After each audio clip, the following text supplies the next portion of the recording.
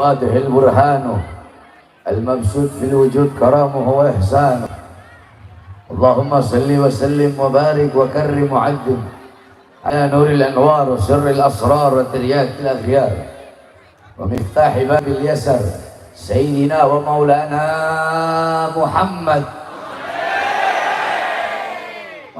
المختار وآله الأطهار وأصحابه الأخيار عدد نعم الله وإفضاله. أما بعد, cinta yang saya muliakan, para alim ulama, para habaib, para kiai, para asatidz, para tokoh masyarakat, segenap aparat pemerintah, wabil khusus guru kita yang baru saja menyampaikan nasihat yang luar biasa, yaitu Habib Muhammad bin Husain Al-Attas. Mudah-mudahan Allah panjangkan umur beliau, Allah sehatkan jasmani dan rohani beliau, Allah permudah urusan dunia akhirat beliau, Allah perkuat langkahan kaki beliau dalam berdakwah dan berjuang di jalan Allah Subhanahu wa taala. Saya cinta yang saya muliakan Habib Bidin, saya cinta yang saya muliakan segenap para habaib, segenap pengurus Front Persaudaraan Islam, dan tidak saya sebutkan namanya satu persatu, beserta khususnya Sahibul Hajat, Sahibul Bait, beserta seluruh hadirin hadirat, bapak-bapak, ibu-ibu, khususnya para pemuda-pemudi umat baginda Nabi besar Muhammad sallallahu alaihi wasallam. Saudara-saudara, saya ini 2 hari belum tidur. Jadi tolong jangan ribut. Kalau ada yang ngomong, kalau ada yang ribut, saya pulang. Saya orangnya hitam-hitam beribut. Tidak lihat kan ceramah saya di Tangerang waktu itu? Lagi ceramah, saya bilang jangan ngomong, ada yang ngomong, saya pulang beneran. Iya kan? Saya nggak peduli. Ada yang ngomong, saya pulang. Karena saya mau ngasih ilmu. Paham? Saya sebentar, karena itu udah asal dari tadi. Saya hanya sebentar dengarkan baik-baik yang saya sampaikan, walaupun sedikit, insya Allah bermanfaat. Saudara-saudara, kita duduk pada sore hari yang mulia ini diundang oleh Sahibul Hajat. Untuk apa? Dalam rangka Wanibatul Urus, untuk mendoakan. Kita duduk di sini untuk mendoakan, yakni mempelai laki-laki dan perempuan yang menikah agar rumah tangganya menjadi rumah tangga yang sakinah, mawaddah warahmah.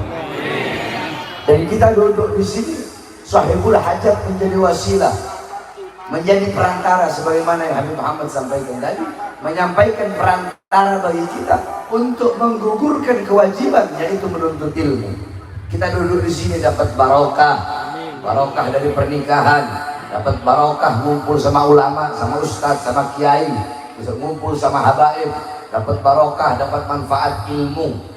Malil wasail hukmul magasib. Menuntut ilmu hukumnya wajib. Maka apa-apa yang mendorong kita untuk menuntut ilmu, perkara tersebut pun hukumnya diwajibkan. Nah, Sahibul Hajat, Sahibul Bait, ya, menjadi sebab yang menggugurkan kewajiban kita untuk menuntut ilmunya Allah Subhanahu wa ta'ala. Saudara-saudara, saya tanya, coba jamaah jawab. Nikah di bulan Syawal itu banyak nggak orang nikah bulan Syawal? Kenapa? Nggak tahu.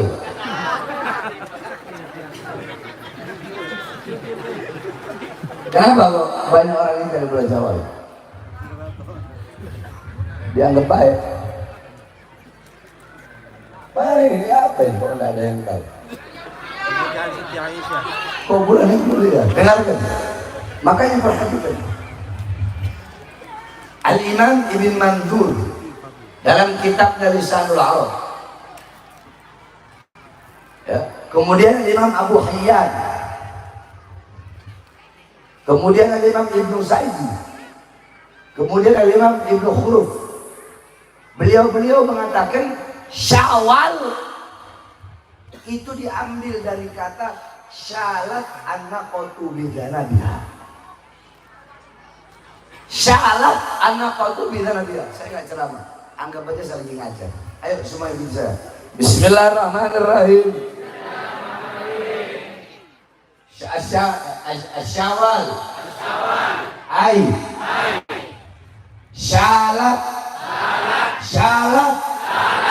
An-naqatu bidana biha. Syawal itu artinya, maksudnya unta betina mengangkat ekornya. Jadi Syawal itu diambil dari kata syalat an-naqatu bidana biha. Unta betina mengangkat ekornya. Karena zaman dulu itu orang Arab jahiliyah itu gak punya tahun. Tahun itu adanya di zaman Khalifah Umar bin Khattab, yang dimana itu ketika itu istasyaru, beliau bermusyawarah dengan para sahabat, kemudian diambillah pendapat dari Imam Ali bin Abi Thalib. Qala Ali bin Abi Thalib, "Dhawu linnas," ya, letakkan bagi manusia tanggal, yakni ketika kita meninggalkan Madinatul Asnam ila Madinatul Iman. Letakkan bagi manusia tahun yang dimana pada tahun tersebut, ya, saat hari yang dimana kita pindah dari negeri berhala menuju negeri iman. Maksudnya yaitu Hijrah. Makanya dinamakan tahun Hijri.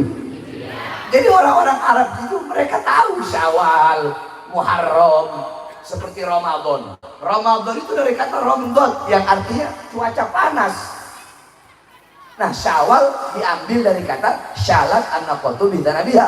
Unta betina mengangkat ekor. Maksudnya apa? Maksudnya unta betina mengangkat ekor itu tanda nggak mau kawin.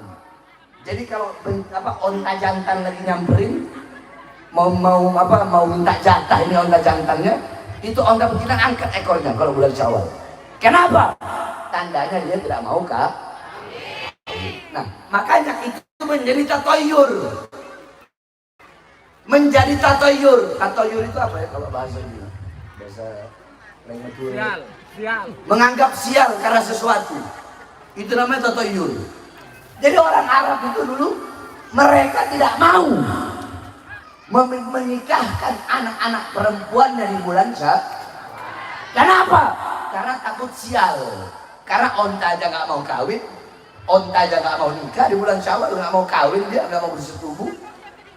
Jadi mereka nggak mau menikahi anak-anaknya. Takut apa? Takut nanti hubungan rumah tangganya rusak, nanti nggak bahagia, nanti nggak seneng. Nah, sehingga perkara-perkara tatoyur seperti itu dibantah, diputuskan, diberhentikan oleh Rasulullah dengan apa? Dengan menikahi Sayyidatuna Aisyah di bulan Syawal. Jadi banyak orang nikah bulan Syawal karena hukumnya sunnah. Remah gak tahu. Udah paham?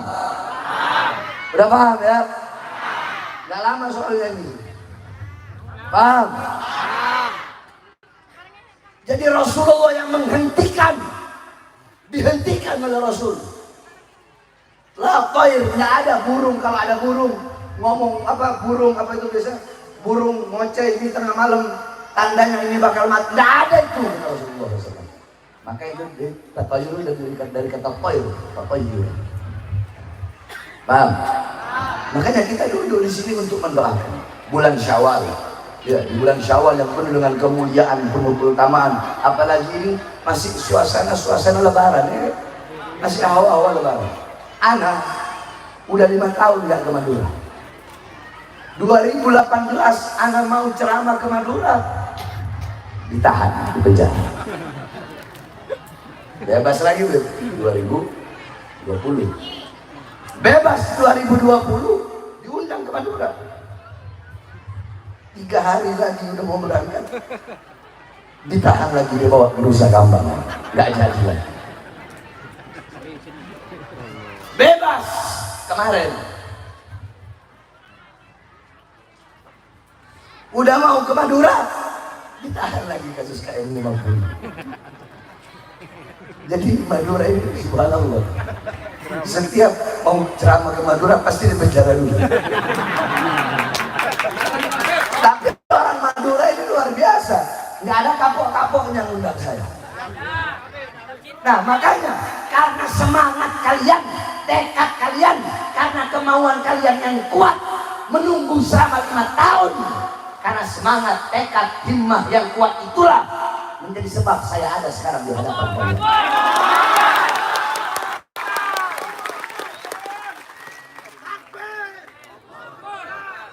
Nah, saudara-saudara sekalian yang dimuliakan oleh Allah Subhanahu wa taala. Kita kalau lebaran, ya biasanya ngomongnya gimana? Minal aidin, izin, mohon maaf, lahir batin, sempurna sintunya, ya kan? Jadi memang itu momentum. Syawal, satu Syawal itu momentum. Akan tetapi jangan kalau mau minta maaf itu hanya satu Syawal saja. Namanya saling memaafkan itu tiap hari, tiap saat, tiap ada salah, tiap ada dosa, harus saling minta maaf dan memaaf. Jangan hanya nunggu pas Syawal aja baru lebaran. Lebaran baru saling minta maaf. Kenapa? Jangan sampai kita menjadi khasir, jangan sampai kita menjadi muflis, jangan sampai kita menjadi orang-orang yang rugi, orang-orang yang bangkrut. Siapa orang-orang yang rugi? Siapa orang-orang yang bangkrut? Qala Rasul atadaruna manil muflis. Rasulullah nanya kepada sahabat, wahai para sahabat, tahukah kalian siapa orang-orang yang bangkrut? Siapa orang-orang yang rugi?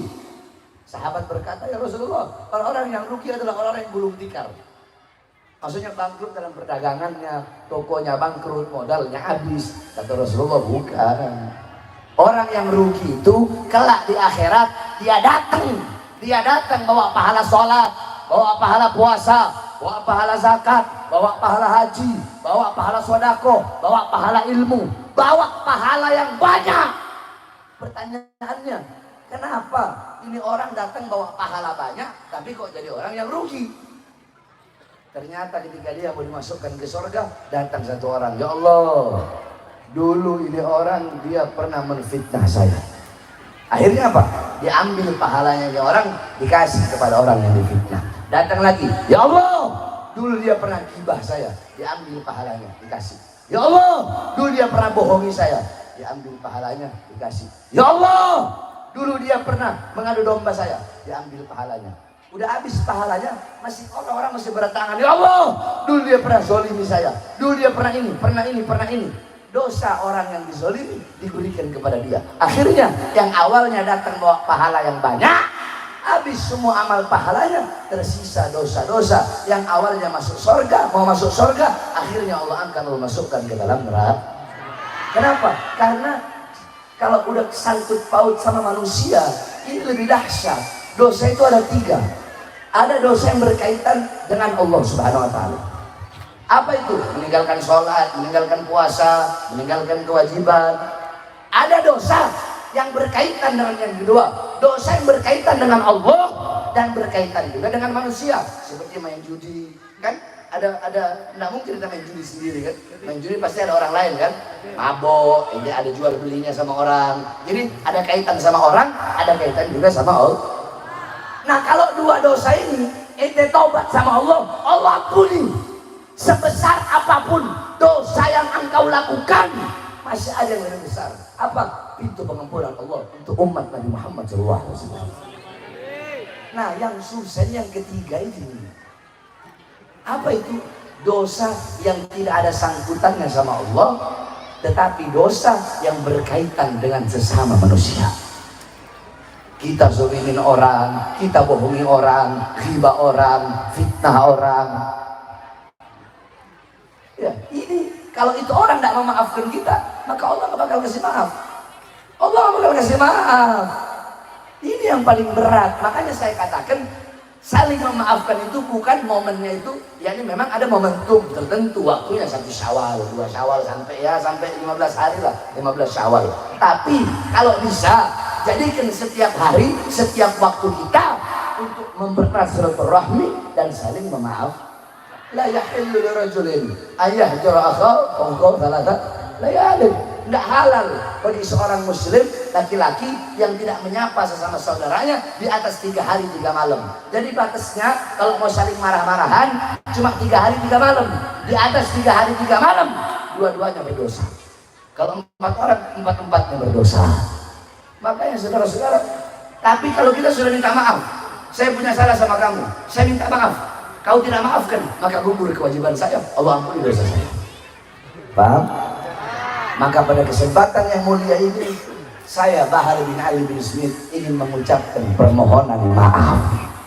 Saya minta maaf, minta ridho, minta ampun sama kalian semua yang hadir di sini ataupun yang tidak hadir. Saya minta ridho, minta maaf. Tolong dimaafkan kalau ada kesalahan-kesalahan saya, baik yang sengaja atau yang tidak sengaja, yang besar, yang kecil, yang tampak, yang tidak tampak. Kenapa? Karena saya takut nanti di akhirat kalian bakal tuntut saya di hadapan Allah dan di hadapan baginda Nabi besar Muhammad SAW. Kalau saya saja minta maaf kepada kalian, bagaimana sesama kalian gak mau saya minta maaf? Itu tadi saya ngasih contoh. Saya minta maaf sama kalian. Bahar bin Smith minta maaf sama kalian. Walaupun saya tidak ada salah, andaikan tidak ada salah sama kalian, maka bagaimana kalau sekalian sesama kalian punya salah? Paham nggak maksudnya? Kalau ente punya akal, ente paham itu. Paham? Nah, lebaran juga. Faizin minal aidin wal faizin. Faiz, apa artinya faizin? Faizin apa? Orang-orang yang juara, orang-orang yang menang. Makanya lebaran itu dinamakan Yaumul Fallah. Apa itu? Hari kemenangan. Loh, menang apa, Beb? Iya, kemenangan. Lebaran itu milik orang-orang yang menang. Menang apa? Menang melawan hawa nafsunya, menang melawan syahwatnya selama bulan Ramadan. Kenapa? Karena an-nafsu katifli an tuhmil husyab ba'ala hubbir radai wa in taftimhu yanfatini. Hawa nafsu syahwat bagaikan bayi yang menyusui. Kalau tidak disapih, sampai kapanpun itu bayi bakal menyusui. Jadi kalian semua itu adalah ibu. Hawa nafsu adalah anaknya. Maka jangan sampai kalian yang dikendalikan, kalian yang dikuasai oleh hawa nafsu. Harusnya kalian yang menguasai hawa nafsu. Nah, bulan Ramadan kemarin itu adalah Syahrul Harb, bulan peperangan. Perang melawan siapa? Perang melawan musuh terbesar, yaitu syahwat dan hawa nafsu. Maka orang yang menang adalah orang yang akalnya menjadi raja dan nafsunya menjadi budak. Tuba liman kana aqluhu amira wa hawahu asira, fawailun liman kana aqluhu asira wa hawahu amira. Sungguh beruntung, sungguh berbahagia bagi orang-orang yang akalnya menjadi raja dan nafsunya menjadi budak, dan sungguh celaka bagi orang-orang yang akalnya menjadi budak sedangkan nafsunya menjadi raja. Saudara-saudara, malaikat itu punya akal, tidak punya nafsu. Kurang keras, tidak punya nafsu. Makanya malaikat yang pernah berbuat dosa, makanya malaikat selalu taat, makanya malaikat nggak pernah bermaksiat, nggak pernah membantah. Kenapa? Karena nggak punya nafsu. Yang kedua, binatang sebaliknya punya nafsu tapi tidak punya otak, punya akal nggak, Bu? Makanya kalau ada sapi, kalian punya sapi kan, Madura banyak daerah sapi kan. Nah, kalau sapi itu lagi makan rumput tetangga, biarin aja, dia nggak tahu, orang nggak punya akal kok. Kalau kucing lagi nyolong, dia mana tahu, nggak tahu kan, nggak punya akal dia nggak tahu mana benar mana salah, mana baik mana buruk. Binatang awaluhu turab wa akhiruhu turab, awalnya tanah kembali kepada tanah. Saya tanya, Allah bakal nanya nggak nanti ke binatang, ke anjing atau ke babi? Allah bakal nanya gini nggak di akhirat? Bakal diminta pertanggungjawaban nggak anjing sama babi? Bakal ditanya nggak sama Allah? Bakal hitung-hitungan nggak? Bakal ngelewatin jembatan Shiratal Mustaqim nggak? Ada hari pertimbangan nggak bagi mereka? Apakah Allah bakal tanya, anjing, babi, kenapa kau nggak sholat? Nanya gitu. Allah bakal tanya, woi anjing, babi, kenapa nggak puasa? Allah bakal tanya gitu. Woi anjing, babi, kenapa kau maling uang rakyat? Allah bakal nanya gitu. Woi anjing, babi, kenapa kau bohongin rakyat? Allah bakal tanya gitu. Woi anjing, babi, kenapa kau zolimi rakyat? Allah bakal tanya gitu. Woi anjing, babi, kenapa engkau bunuh 6 nyawa yang tidak bersalah, yang tidak berdosa?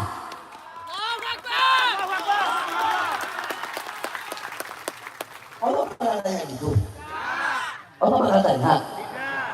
Hah? Woi anjing, woi babi, kenapa kau jual aset-aset negara? Allah bakal tanya gitu. Woi anjing, ada. Kan anjing apa babi binatang. Tidak ditanya sama Allah. Ya apa Ustaz? Ditanya nggak? Woi anjing, woi babi, kenapa engkau berpihak kepada asing dan membiarkan rakyatmu sengsara? Allah bakal tanya gitu. Woi anjing, woi babi, kenapa engkau tutup kepalamu dengan sorban, tapi kau jual ayat-ayatku dengan harga yang murah demi kepentingan perutmu? Woi anjing, woi babi, kenapa hadis-hadis kekasihku engkau pakai untuk tujuan yang batil, membenarkan yang salah dan menyalahkan yang benar? Allah bakal nanya gitu. Woi anjing, woi babi, kenapa kau kalau ceramah pakai tarif, pasang tarif? Allah bakal nanya gitu. Woi anjing, woi babi, kenapa engkau bilang kalau anak cucu kekasihku itu nggak ada? Allah bakal nanya gitu. Kenapa Allah nggak tanya? Karena binatang.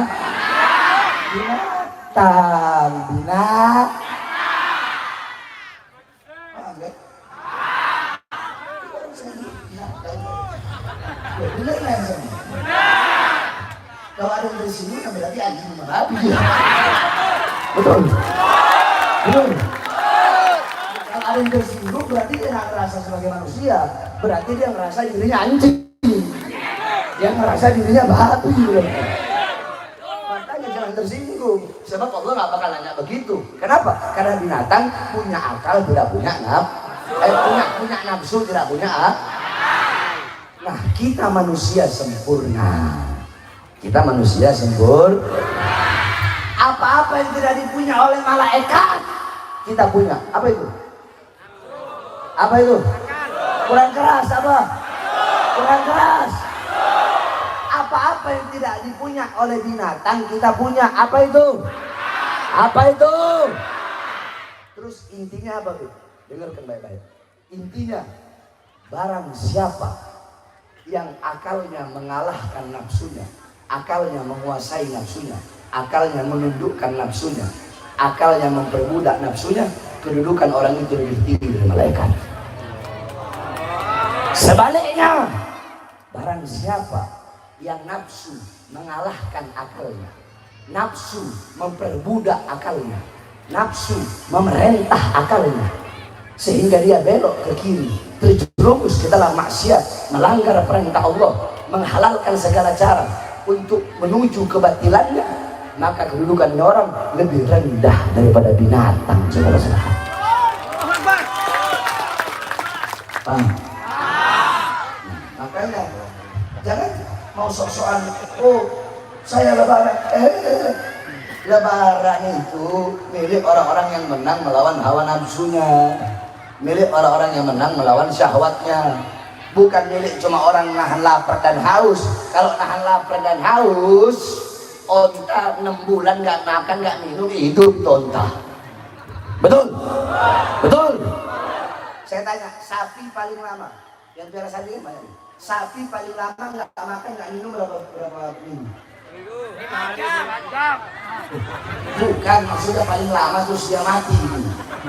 Seminggu kasih makan mati nggak? Enggak. 2 minggu? Mati. 2 minggu mati. Jadi kalau cuma nahan lapar dan haus, binatang juga bisa. Intisari Ramadan itu bukan hanya menahan diri lapar dan haus, tetapi menahan anggota tubuh zahir dan batin dari perkara-perkara yang diharamkan oleh Allah Subhanahu wa ta'ala. Paham? Paham? Paham? Terakhir, saya wasiatkan kepada kalian. Kalian orang-orang Madura, ini daerah mana ini? Iya tahu Madura, mana Sampang, Ketapang, Bangkalan. Saya wasiatkan kepada orang-orang Sampang, khususnya anak-anak muda Sampang, khususnya anak-anak Madura. Wahai orang-orang Madura, wahai rakyat Madura, di dalam tubuh kalian mengalir darah-darah keberanian. Betul? Ada yang Madura. Mau di mana aja hidup. Dia mau tinggal di mana? Hidup dia. Kenapa? Bondo nekat. Iya. Saya punya murid namanya Arifin.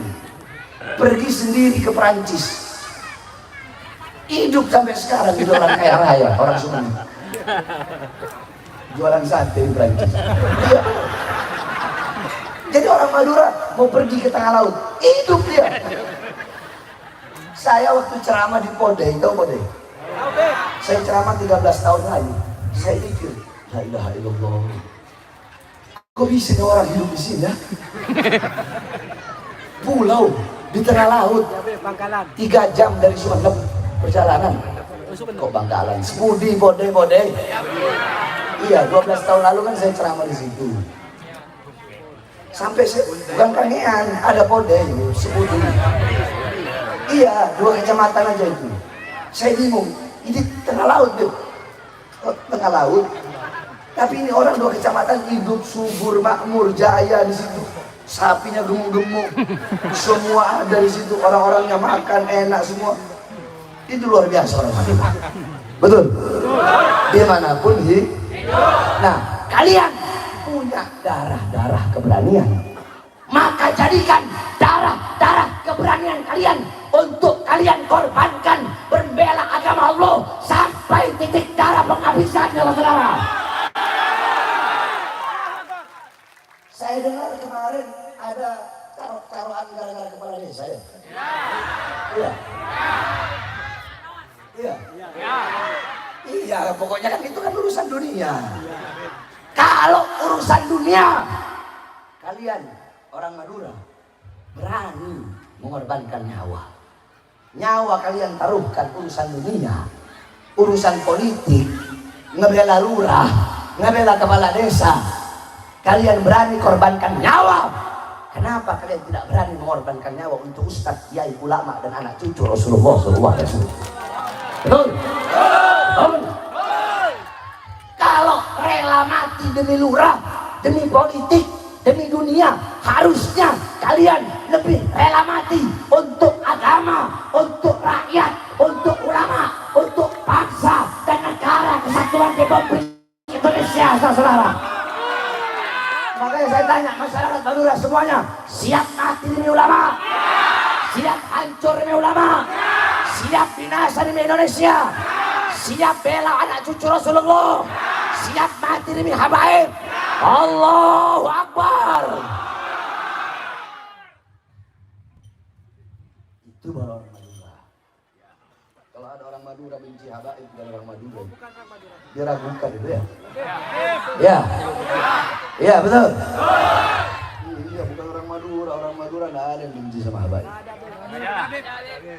Kalau ada ngaku, ini orang Madura nggak suka sama habaib, benar orang Madura. Masuk diragukan itu ya. Betul? Betul. Nah saya mau tanya ini, sebagaimana pertanyaan Habib Muhammad tanya tadi. Orang Madura ini yang hadir di sini percaya nggak sama habaib? Percaya. Percaya nggak sama habaib? Percaya. Asa. Ada yang bilang kan habaib palsu. Ada yang bilang habaib di Indonesia ini palsu. Palsu. Tidak nyambung katanya nasabnya ke Rasulullah. Putus katanya. Percaya nggak? Percaya nggak? Nah, saya kalau mau pakai dalil, dia kan bilang 3 hari 3 malam saya berani debat ilmiah. Kalau saya bukan 3 hari 3 malam, 1 bulan nggak tidur debat sama kau masalahnya saya berani. Jangan kan 3 hari 3 malam, 1 bulan ayo. Saya cuma nanya simple saja, jawab.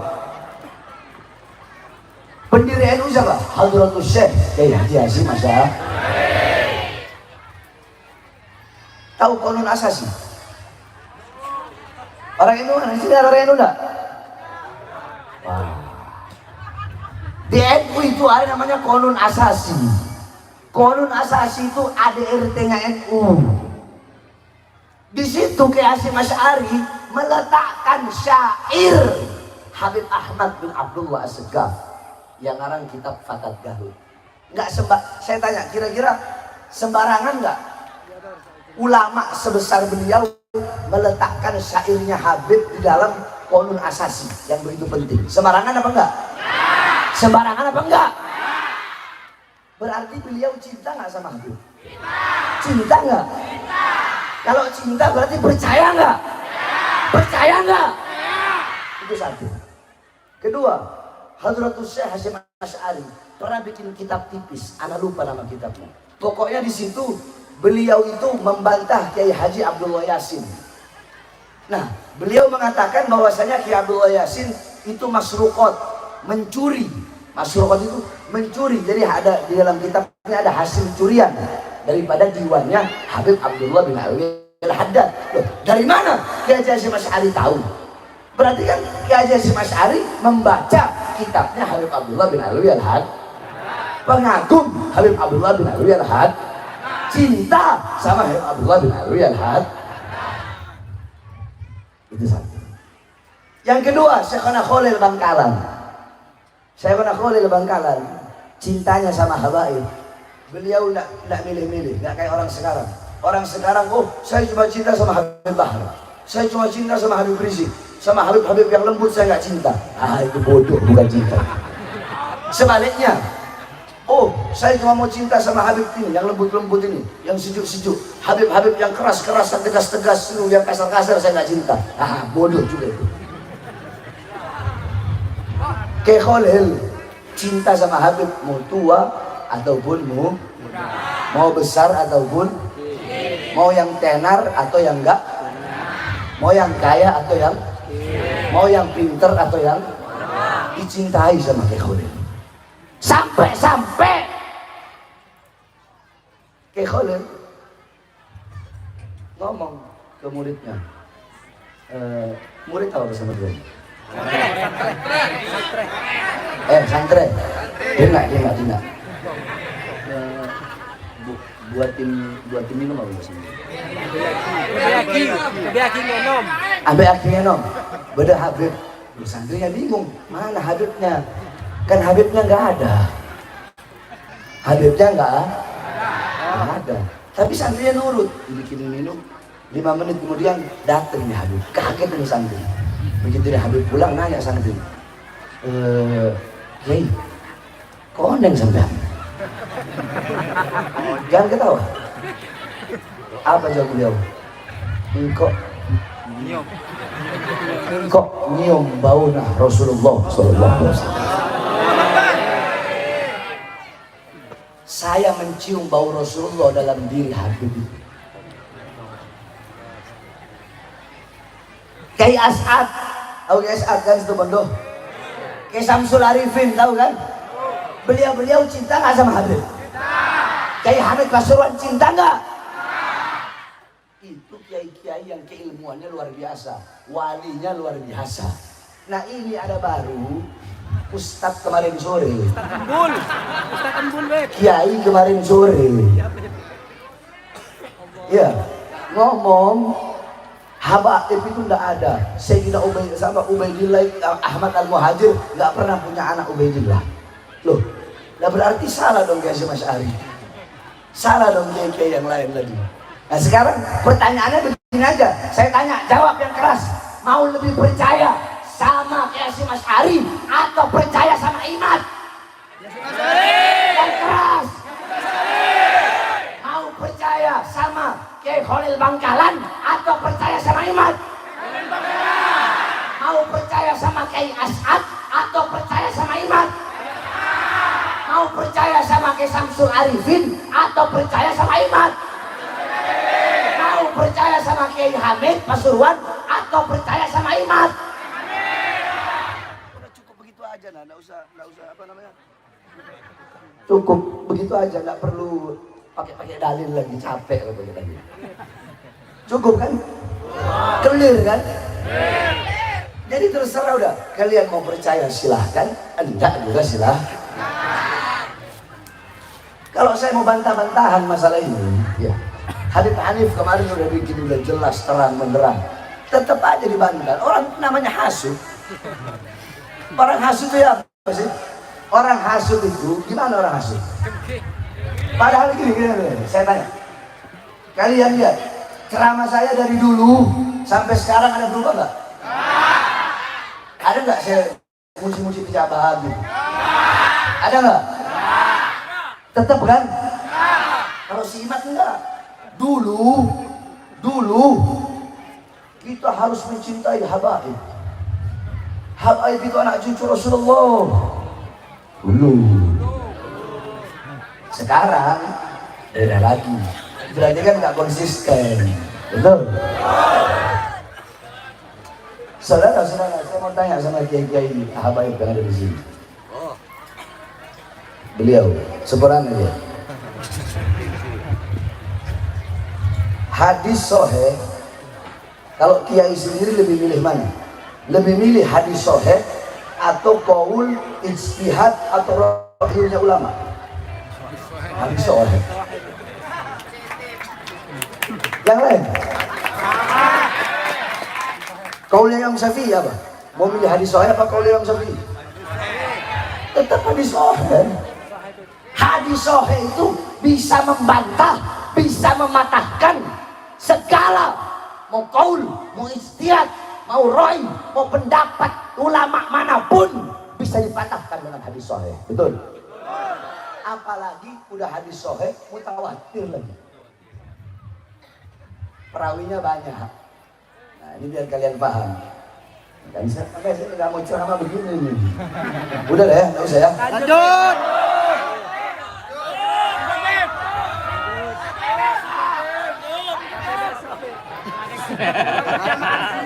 Perhatikan, makanya perhatikan. Satu, hadis riwayat Imam At-Tabrani. Ya, ini hadis riwayat Imam dalam kitab Mu'jamul Kabir. Jalur Abdullah ibn Mas'ud. Yang kedua diriwayatkan Imam Hakim dalam Mustadraknya. Yang ketiga diriwayatkan Imam Baihaqi ya, dalam Musnadnya, jalur Sayyidina Umar bin Khattab. Yang keempat diriwayatkan Imam Ahmad dalam Sunannya, riwayat jalur dua, Musawwir ibn Makhramah sama dari jalur Abu Sa'id Al-Khudri. Apa bunyi hadisnya? Bismillahirrahmanirrahim. Qala Rasulullah sallallahu alaihi wasallam, kullu sababin wa nasabin wa fi riwayah sihrin munqati'un yaumal qiyamah illa sababi wa nasabi wa fi riwayah sihrin. Semua sebab hubungan, kekerabatan, garis keturunan dan periparan semuanya terputus pada hari kiamat kecuali sebabku, hubunganku, keturunanku, keluargaku, dan kekerabatanku. Itu hadis Rasulullah SAW. Saya tanya, kau berani bantah hadis ini? Ada ulama yang berani bantah? Ulama Madura, ada yang berani bantah hadis itu? Ada yang berani bantah itu hadis? Hadis Hasan, hadis Sahih, mutawatir, ada di Mukhtasar Bukhari. Ada yang berani bantah? Anak cucu Rasulullah itu bakal ada sampai hari kiamat. Makanya ini jadi kalau saya bilang itu iblis bersorban. Apa? Iblis bersorban. Tugasnya iblis apa?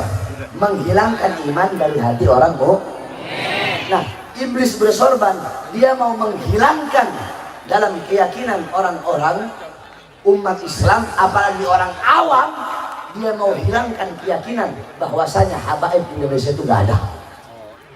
Kira-kira ustaz seperti ini benar nggak? Benar nggak? Benar apa salah? Benar apa salah? Ikuti apa jangan? Ikuti apa jangan?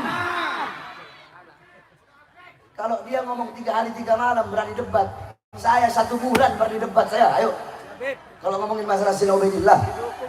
Sekarang saya tanya, alasan dia selama 500 tahun atau 5 abad, selama 5 abad itu nggak ada yang mencatat nama daripada Sayyidina Ubaidillah. Dia pakai kitabnya Al-Imam Fakhruddin Ar-Razi, nama kitabnya Syajarah Mubarakah. Saya juga sering baca, saya baca kitab tafsirnya Imam Fakhruddin Ar-Razi, nama kitabnya Tafsir Al-Kabir. Nah, saudara-saudara sekalian yang dimuliakan oleh Allah Subhanahu wa taala, kitab Asy-Syajarah Mubarakah memang tidak mencatat Ahmad Al-Muhajir punya anak yang bernama Abdullah atau tasghirnya adalah Ubaidillah. Tapi itu bisa jadi tanpa sepengetahuan daripada Imam Fakhruddin Ar-Razi. Tapi kan ulama-ulama tarikh, ulama nasab abad ke-10 ke-11 mereka kan mencatat. Sekarang saya tanya, kalau kurun waktu yang dijadikan alasan, saya tanya, kalian jawab. Kalian bisa tahu ada nabi dan rasul itu dari mana? Asalnya dari mana? Dari Quran. Kalian bisa tahu ada Taurat, ada Zabur, ada Injil, itu dari mana? Nah, kurunnya berapa ratus tahun itu kurun. Taurat ke Quran, kurun Zabur ke Quran, kurun Injil ke Quran, itu berapa abad? Terus apakah ente berani mengatakan bahwasanya Al-Quran walaupun terakhir tetapi Taurat lebih mulia dari Quran? Berani ngomong gitu? Berani ngomong Taurat lebih sahih? Contoh Nabi Muhammad SAW, Nabi yang terakhir, Nabi yang pertama, Nabi ya. Apakah berani karena Nabi Muhammad Nabi yang terakhir, kurun waktunya jauh, apakah berani engkau mengatakan Nabi Adam lebih mulia daripada Nabi Muhammad? Apakah berani engkau mengatakan Nabi Muhammad tidak bisa lebih dipercaya daripada Nabi Adam? Jadi kurun waktu itu nggak bisa dijadikan patokan, betul? Nggak bisa dijadikan ukur. Kita mazhab apa? Syafi'i. Imam Syafi'i sama Imam Hanafi lebih dulu mana?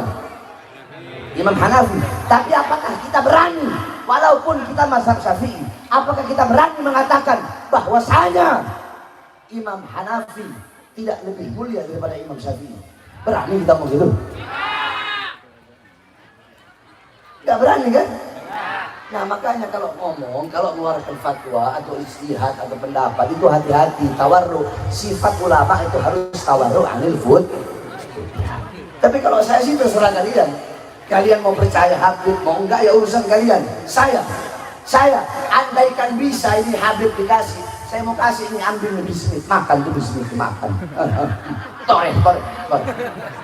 Makan tuh bismillah. Dipikir enak dari Habib. Habib.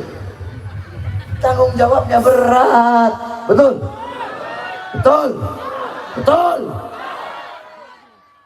Makanya yang begini-begini jangan diikuti.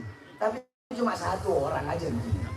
Yang lainnya, kalau orang yang berilmu, yang benar-benar paham, benar-benar alim, nggak bakal seperti itu. Cuma cari sensasi, biar tenar, biar di orang tahu. Iya kan? Saya tanya orang Madura, cinta Abai apa tidak? Cinta Abai apa tidak? Jadi ini orang pengen benturkan Habib sama Kiai. Padahal udah menjadi adat istiadat kita. Habib berguru sama Kiai, nanti si Kiainya berguru sama Habib, nanti si Habibnya berguru sama Kiai lagi, nanti si Kiai berguru sama Habib. Saling berguru, saling menghormat, saling memulia, saling mengharga. Jadi saya tidak memberikan pendapat apapun tentang masalah ini karena saya tidak berani. Jadi terserah kalian mau percaya Habib atau tidak. Kalian percaya Habib tidak nambah mulianya Habib, kalian tidak percaya tidak membuat Habib itu hina. Jadi semuanya kembali kepada kalian. Akan tetapi ingat satu hal saudara-saudara, apa itu? Bahwasanya nanti di akhirat kadar yang menentukan apakah kalian akan dihalalkan atau diharamkan untuk memandang wajah Nabi Muhammad, itu tergantung keyakinan kalian akan adanya habaib anak cucu Rasulullah, ada atau tidak maka itu juga yang nanti akan menjadi kadar kelak di akhirat. Kalian akan bisa memandang wajah Rasul atau tidak bisa memandang wajah Rasulullah SAW. Orang-orang yang tidak mempercayai adanya dzurriyyah Rasul, ini adalah orang-orang yang telah menyakiti Rasulullah SAW, membuat sedih Rasulullah SAW. Oleh karenanya saudara-saudara sekalian yang dimuliakan oleh Allah Subhanahu wa taala, ikuti kiai yang lurus. Ikuti kiai yang lurus. Ikuti ustadz yang lurus. Ikuti ulama yang lurus. Ikuti habaib yang lurus.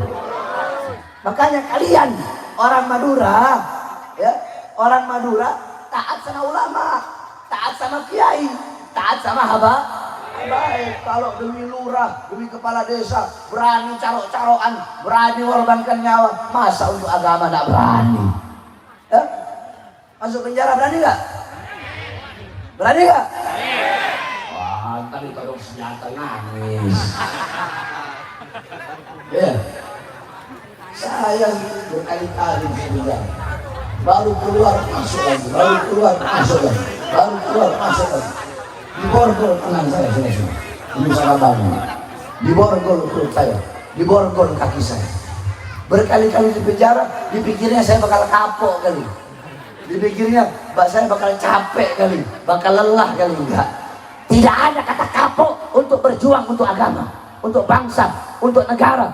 Yang saya perjuangkan rakyat, rakyat yang susah, rakyat yang kelaparan, rakyat yang menderita. Maka saya baru di sini bersumpah demi Allah, untuk bangsa, untuk rakyat, jangankan hanya di penjara, nyawa saya, jiwa saya, cara saya, murah harganya, tumpah untuk bangsa dan rakyat Indonesia, saudara. Allahu Akbar, Allahu Akbar.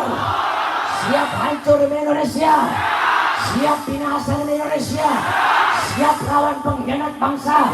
Allahu Akbar, Allahu Akbar. Allahumma barik jam'ahum, Allahumma farrij jam'ahum, Allahumma adlil adadahum, Allahumma jali da'ilaka alaihim, Allahumma awsil al-azab alaihim, Allahumma akhrijhum an da'iratil hilm waslubhul madad al-imhal. Kaf haya insaf kifayatuna amin amsi kaf himayatuna. فسيكفيكهم الله السميع العليم فسيكفيكهم الله السميع العليم فسيكفيكهم الله السميع العليم صلى الله عليه وسلم محمد وعلى آله وصحبه وسلم والحمد لله رب العالمين. Sebelum saya tutup, saudara-saudara,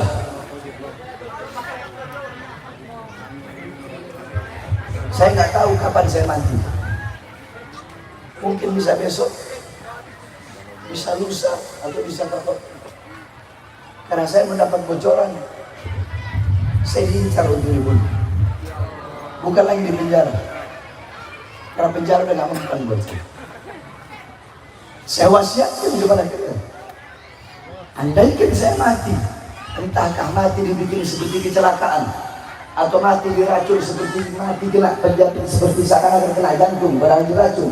Andaikan saya mati, bersumpahlah kalian, berjanjilah kalian, kalau saya mati, jangan pernah kalian padamkan api-api perjuangan yang selama ini telah saya nyalakan, saudara. Allahu Akbar. Siap lanjutkan perjuangan, siap lanjutkan perjuangan, siap lanjutkan perjuangan. Kalau saya mati, demi Allah, anak istri saya akan tersenyum melihat mayat saya. Kenapa? Anak istri saya bakal berkata, ya Allah, kakak udah mencapai cita-citanya kakak. Oleh karenanya hadirin sekalian dimuliakan oleh Allah Subhanahu wa taala, terakhir kita doakan para ulama-ulama, para habaib-habaib, semoga Allah panjangkan umur beliau. Habib Bidin, ini beliau orang Masya Allah, orang tawaddu, orang soleh, jangan jauh dari beliau. Beliau Kiai Fauran Alawi, jangan jauh dari beliau, deketi terus beliau. Karena beliau-beliau ini memiliki sanad ilmu yang jelas, apalagi di Madura ini sanad ilmu kebanyakan itu ke Abu Yamaliki. Jangan jauh-jauh dari beliau. Itu dekat itu bakal selamat dunia akhirat. Bahagia dunia akhirat. Amin ya rabbal. Kedua mempelai khususnya. Terakhir satu kata-kata saya ingat. Anak perempuan ketika sudah menikah, dia bukan milik bapak atau ibu, tapi dia sepenuhnya milik suaminya. Tapi laki-laki, walaupun dia menikah, dia bukan milik istrinya, tapi dia adalah milik bapak dan ibunya. Wassalamualaikum warahmatullahi wabarakatuh. Mobil, mobil.